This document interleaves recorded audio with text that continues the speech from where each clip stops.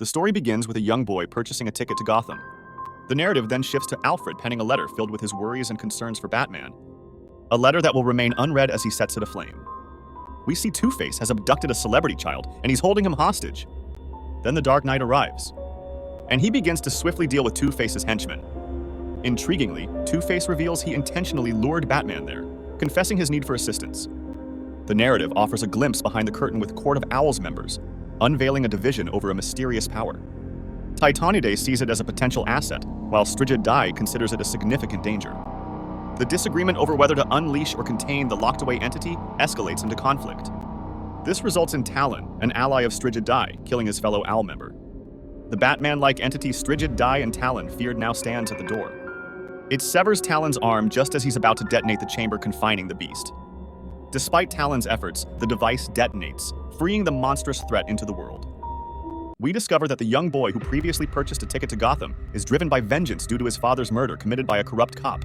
Later, it's revealed that Harvey Dent and Two-Face's partnership might be complicated by the presence of a third persona, hinting at a foreboding presence that is aware of an imminent, evil force targeting Gotham. The narrative then shifts back to the young boy, now confronting individuals linked to his father's murder.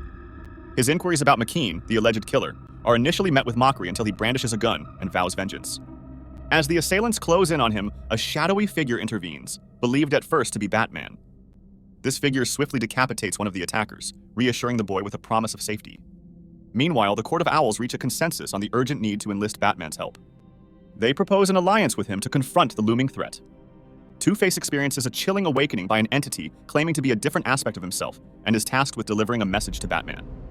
This message reveals that the Batman Below has taken the boy under his wing, with plans to transform him into a new Robin. In the dimly lit corridors of the Wayne Manor, a figure emerges from the shadows, battered and worn. It is Nightwing, Dick Grayson, who propels himself into Alfred Pennyworth's study. He's just fought Clayface, an adversary more formidable than ever before. Alfred tends to his wounds, all the while voicing his concerns over Gotham's growing instability and Bruce's deepening shadows. Dick wonders if their very actions invite the chaos they vow to rid Gotham of. Meanwhile, Batman stands before Lord Strigid Dai and the enigmatic Court of Owls. It is here that Strigid Dai unveils the chilling reality of Gotham Below, a realm where darkness reigns supreme.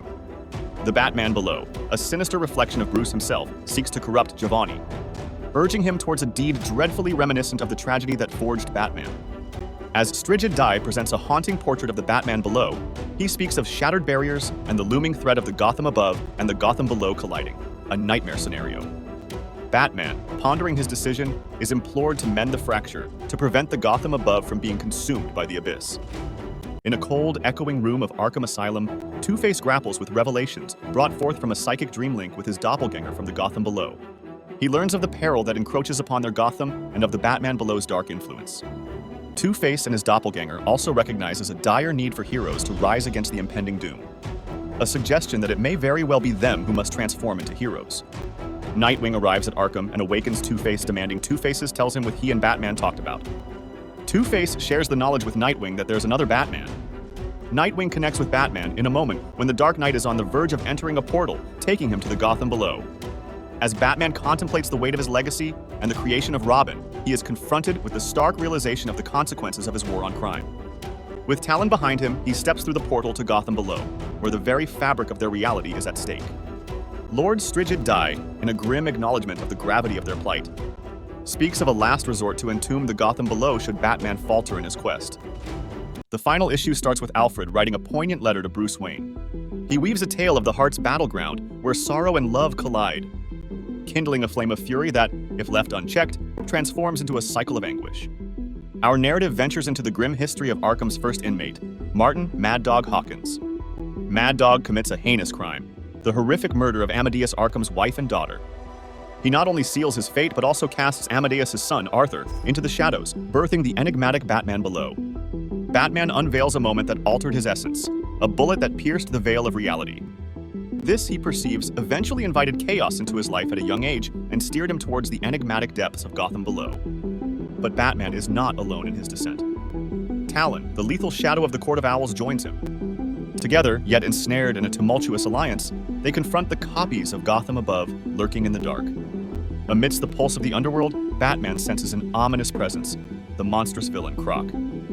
A chaotic surge of mindless souls threatens to engulf Batman and Talon. Batman and Talon are overwhelmed and pushed off the roof, landing on the concrete below. In the ensuing clash, Batman stands as a guardian against Croc's wrath. Talon watches the fight in utter dismay, frustrated that Batman is protecting Gotham Below's citizens. Through sheer will, Batman subdues the beast. Their journey leads them to the forsaken Arkham Below. Here, amidst the shadows of the dead, they find Harvey Dent, a lone survivor with tales of darkness and light. Next, we see the Batman Below with Giovanni, who's now donning Robin's costume. The Batman Below urges him to avenge his father's death. Giovanni's heart, burdened with memories and rage, teeters on the brink of darkness. A fierce confrontation unfolds as Talon challenges Batman's release of Harvey. They both exchange blows with Talon, eventually stabbing Batman in the side, sending him sprawling on the floor. As Talon closes in for the kill, Batman cleverly leg swipes Talon, sending him falling down a fissure in the ground. While in Gotham Below's Arkham Asylum, Harvey reveals to Batman the grim tale of Bruce Wayne's counterpart, a friend lost to the shadows. He unfolds the origin of the Batman Below, a sorrowful legacy born from Amadeus Arkham's desperate pact with the occult.